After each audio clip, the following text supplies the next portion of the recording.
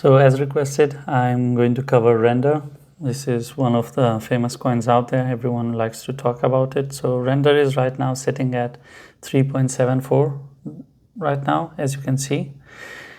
And let's see where it can go. So we have seen Render rally towards $4, 4.08. So that's pretty nice. Now let me check as how far this thing can go. So its support is at $2.9. Okay, as long as $2.9 holds, you can expect Render to rally towards $4 again and actually break above $4 and then go towards $5. But for that, Render needs to hold this support of $2.9. As long as it's holding the support of $2.9, Render can continue with these rallies and pump hard. But the problem that I'm seeing right now is that, yes, while $5 and $6 are achievable by Render, it's on the graphs, but the overall market is in a different position than what the graphs suggest. Because when you look at the graph of XRP, it on a bigger time frame, on a daily, it's forming a cup and handle is suggesting is going to go towards $2, but we know that the on-ground reality is very different.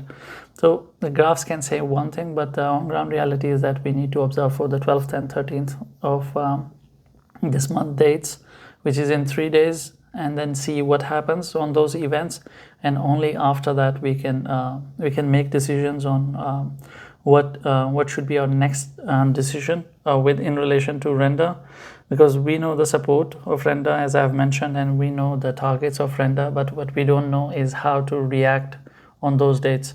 And I'm covering that extensively. I mean, if you are in my community, this one, Crypto News Media, it's on Telegram. If you go there to ensure that you are in the right place, I have a lot of bots.